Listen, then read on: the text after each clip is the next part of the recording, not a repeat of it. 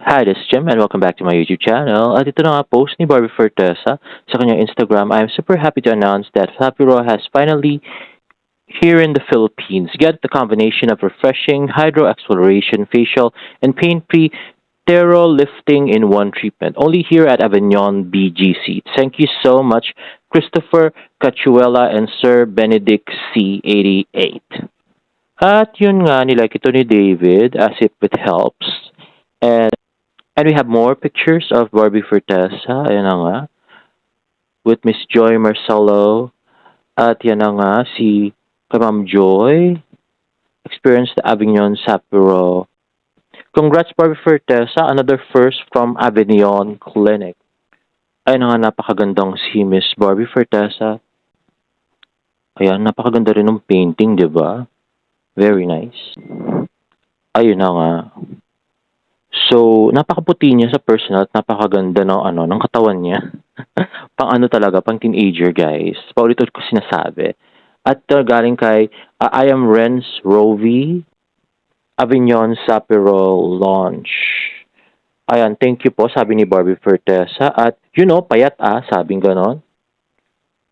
And, yan, from Roberta Tamundong. At ito si Miss Barbie Fortesa. Unfortunately, wala siyang audio, guys. So, music lang yung sinabi dito ay background nito. Ayun na nga, si Miss Barbie Fortesa. At ito naman galing kay Rocco Nasino, na isa rin palang ambassador ng Avignon. At si Melissa Gohing. At yun na, Avignon Clinic. Ayan. At ito, TikTok video ni Fili022 and the beautiful Barbie Fortesa in red, the lady in red. Ayan na nga. Kaganda. At napaka-sexy.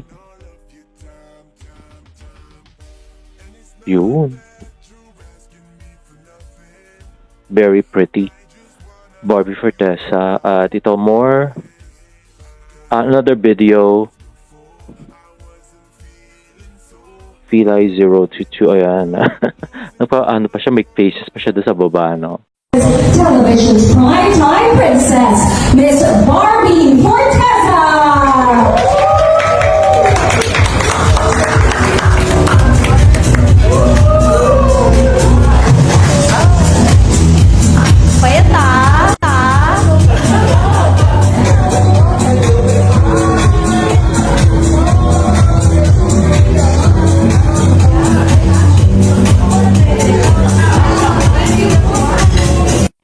And next ay galing sa Pinoy History Entertainment, Crazy Rich Asian Philippines.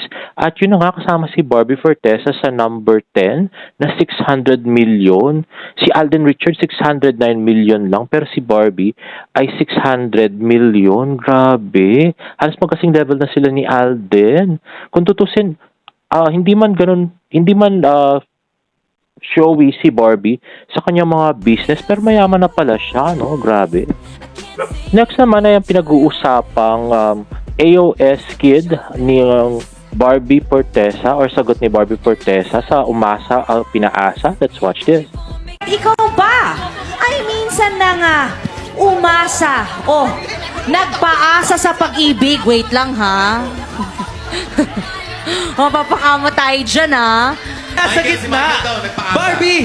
Bakit nasa Saan gitna ka? ka? Nasaan ka ba talaga pipila? Parehas kasi, magkaibang tao lang. Grabe. Sino kaya sa mga nanligaw sa kanya yun, no? Yung dalawang tao, isang umasa at saka isang pinaasa niya. Sa mga nakakalam, please write your comments down below. Sino to? Pwede ng initials. First letter. Si Ay, paano Gabi! naman si Sanya? Nandito rin sa gitna. Oh, yan na naman. Madami kami dito sa gitna. Oh, wait Alam, na. si Gabi talaga, si Gabi. Si Gabi! Ako. Saka si Sanya. Sanya, ikaw. That's all, thank you. Jessica. Si Ay wow, si Sanya umiwas talaga doon sa question, no? Bakit kaya? At next naman ay nakita ng mga friends natin sa Twitter na yun nga, halos pareho yung suot ni David do sa Mega Man at saka yung suot ni Barbie kahapon do sa production niya. So, kung may epekto pa na pakilig sa inyo yon. At ito naman ay may post sa Facebook. So, yun na nga, si David ay natulog. Nakapwesto nang matutulog sa sinihan gaya ng kanyang sinabi dahil sa pagod niya sa shooting. Pero parang hindi, gino-joke lang tayo, hindi talaga siya matutulog. Kung manunod naman si David ng kanyang sariling pelikula. At ito naman yung video kanina rin sa Facebook na ayun na nga nauna na sasakyan yung kanyang girlfriend. At sumunod na si David at mukhang masaya naman siya. Pero nagtataka ako kay David, ba't parang wala siya sa sarili kahit nandun yung kanyang girlfriend? Tapos lukot-lukot pa yung kanyang pantalon. At natisod pa siya actually, parang lutang talaga. So, ano yun? Parang hindi siya inasikaso, ganon. At next naman ay post ng broadcast sa Facebook. Tinuturuan nga ni Marian Rivera kung paano tamang pagsagot sa interview. Si David Licaco, let's watch this. Sige, any. Basta nasa network ng GMA.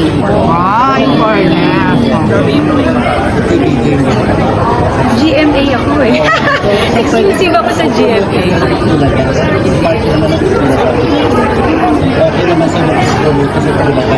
Any, basta papayagan ako ng network. Kung anong sabihin sa akin ng GMA network, susundin ko yun. Kasi malaking respeto ko sa network.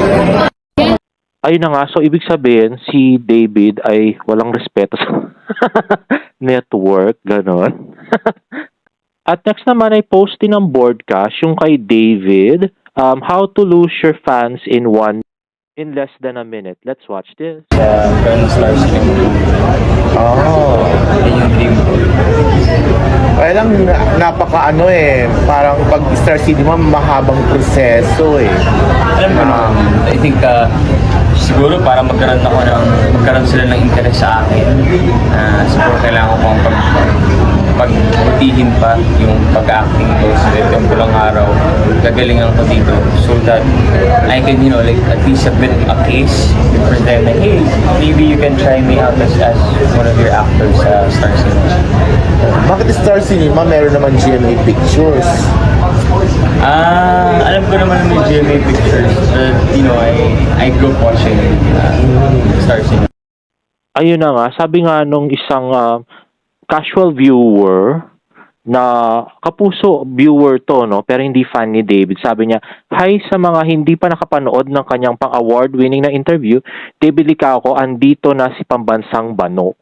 At sabi nga ng kapuso boss sa Twitter, biggest dream daw niya ang magka-movie sa Star Cinema. Pinupush ng reporter na may GMA Films naman, nonchalant ang lolo mo nasa Star Cinema daw ang dream niya at sana daw ay mapansin siya ng Star Cinema kaya gagalingan niya sa pulang araw. Like, what the fuck? Dream love team niya daw si Catherine. Hello, my barda, tapos sasabihin mo yan, di ba? Sabi nga ng Alt Kamuning, pwede naman kasing sabihin na gusto mo magka-movie sa Star Cinema at okay lang naman to. Work with other love teams pero dapat sinabi mo priority ang GMA. At si Barbie, kaso girl, ang dating, gagalingan mo sa pulang araw para mapansin ka ng Star Cinema. Ginawa mo pang stepping stone ang GMA. Kaloka ka. O diba? Sabi nga nung isang loyal kapuso sa nakasama namin doon sa group namin, skip na ako sa pagmumukha ni David Licaco sa AOS. Di naman magaling sumayaw, kumanta at umacting. Nakatikim lang ng fame dahil sa unexpected love team tapos bet niya na ang Star Cinema. Kala niya, taon-taon siya mabibigyan ng movie ng Star Cinema. Mainggit yata kay Marian at Ding Dong na gusto rin magka-box office movie. Di man lang magpasalamat sa success niya ngayon. Sabi pa ng isang kapuso na hindi niya fan, pagsabihan mo daw si David Licaco, wag syunga-syunga pag sumagot sa mga interview. Napaka-unprofessional niya. Ginagatasan niya ang GMA Network pero nilalaman ng puso niya ay ang Star Cinema. Kaya kayo pinagtatawanan ng kapamilya fanatic dahil parang bangag sumagot ang mga idolo nyo. Tapos, a loyal kapuso said, I do not wish David Licaco for his future endeavors. So, diba? Grabe yun. Ayan, kuhang-kuha ang inis ng mga kapuso. Hello, Star Cinema and GMA Network collaboration. Haha, madami na iba na nag-high blood. Soon to be Star Cinema actor. Tapos, ito pang pa-epal niyang GF, sabi, as if hate changes anything. Actually, yes. Especially at your boyfriend's career, no? Kasi pag nawala siya sa showbiz, si David, na-hate pa siya ng mga fans, pati business nyo damay. Di luging-lugi kayo. Kawawa ka naman. Di nag-iisip, no? Anyway, guys, if you like this video, please give it a thumbs up and please subscribe to my YouTube channel for more about the updates. See you in my next vlog. Bye!